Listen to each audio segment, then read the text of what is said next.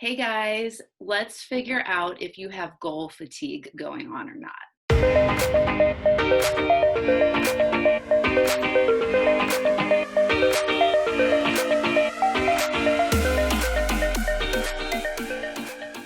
My name is Krista Kathleen, and I'm a life coach, business mentor, and hypnotherapist, and I work with women helping them to create and grow online life coaching businesses. And goal fatigue is something that strikes a lot of life coaches because we're really into personal development. We're ambitious. We have a perfectionist side to us.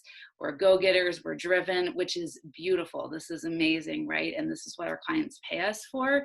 But at the same time, with goal fatigue, if we don't understand it and learn about it, it can get really out of control and it can hold us back from the work that we love to do. So let's talk about 4 signs that you may have goal fatigue. So the first sign is that things that normally used to excite you, they no longer excite you. They just feel heavy and you just don't feel motivated. And, for example, with me, I'm going through a little bit of goal fatigue right now because for the past 9 months, I was getting ready to have a baby. I had my first baby on May 4th. And I was trying to do all the things. I had so much creative energy. And so just from morning to night, I was trying to get everything done before he arrived. And then just me being an ambitious person on top of it, I now, after delivering him, like, I just don't want to do anything. I don't want to listen to podcasts. I don't want to watch YouTube videos, which I used to normally love doing those things. Even just trying to create this video and emailing my list is a big struggle right now. So it's these things that once used to feel easy and aligned and flowy and exciting, and they just feel heavy. All right. The second sign is that kind of what I was talking about the first is that the littlest task will just end up exhausting you. So again, the thought of like logging into ConvertKit and emailing your list just feels like you're getting ready to climb up Mount Everest. And honestly, you would rather focus on self-care at this time.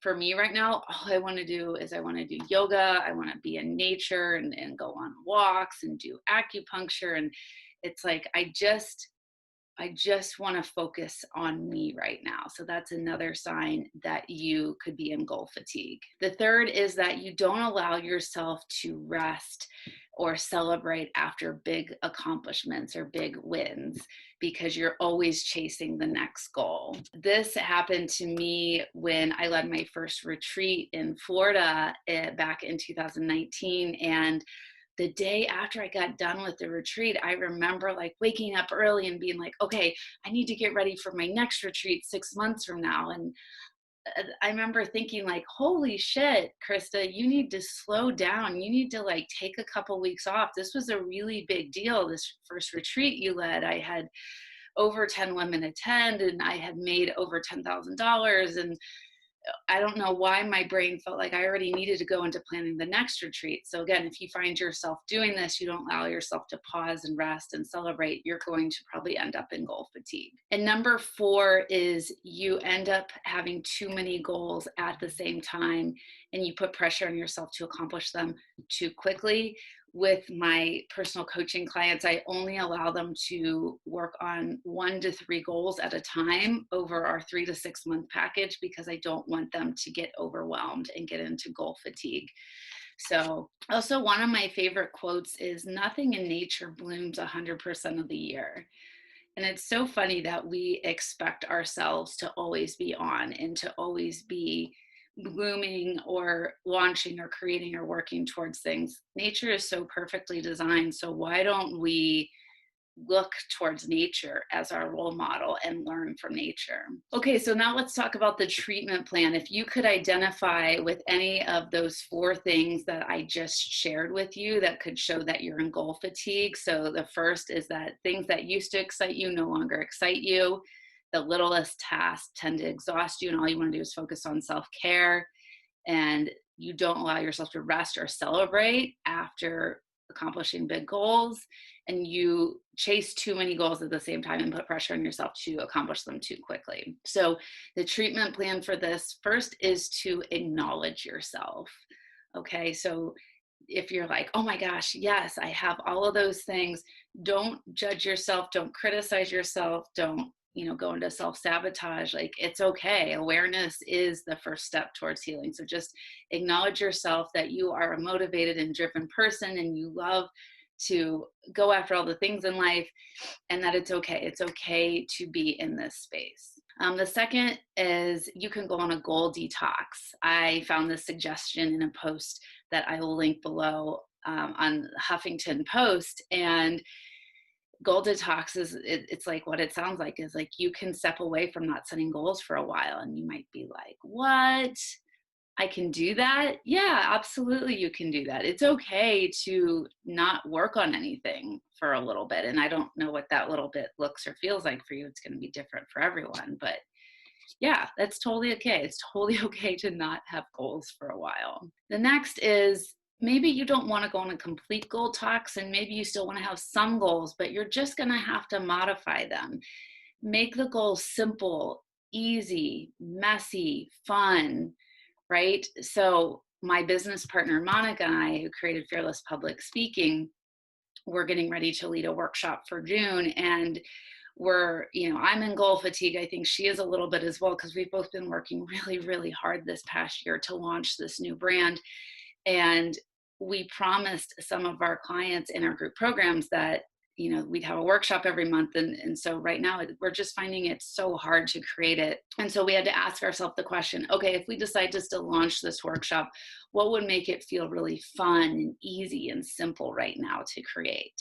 So I want to encourage you to ask yourself that same thing. If you still want to have some things to work on while you're in goal fatigue, how can you make them simple and easy and messy and just get it done, just show up. It doesn't have to be perfect. Also, travel. Travel is so important for our mental health. I know a lot of times people look at it as like a luxury item.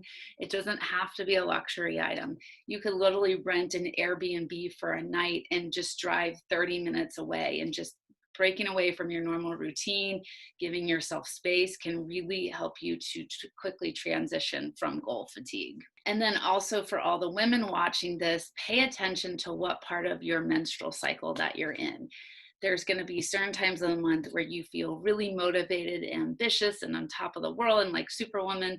And there's going to be other times where you're just like, I can't get out of bed today, and I just want to eat ice cream and watch TV and do activities that don't require me to think. And so that would look like so if you're PMSing right before you have your period, when you're on your period, you're going to need downtime. You're going to need to rest. That's not a good time to set goals. And then a good time to create and set goals and really go out there and get things accomplished would be right after you're done having your period and when you're ovulating, about 2 weeks before your period. So this is called menstrual cycle awareness. And this is a great way for female entrepreneurs to plan their business based off their cycle. Okay, that's all I have for you all today. I hope that was helpful for you. And if you are in goal fatigue, remember, it's okay. It happens to the best of us. And trust yourself that if you allow yourself to rest, you will go back to that motivated and driven version of yourself. You're not going to lose that. I know there can be some FOMO seeing other people out there launching and creating beautiful things, and you're here relaxing and being like, oh my gosh, I'm so lazy. What's wrong with me? Remember, you're not lazy. You need to take a break. You need to decompress every once in a while, so that way you can come back as the strongest version of you that's motivated and pumped and aligned and excited to put yourself and your offers out there. So if you like this video, click the thumbs up, make sure you subscribe so you can keep watching my new videos that I upload every week for new life coaches. All right, bye. Have a great week.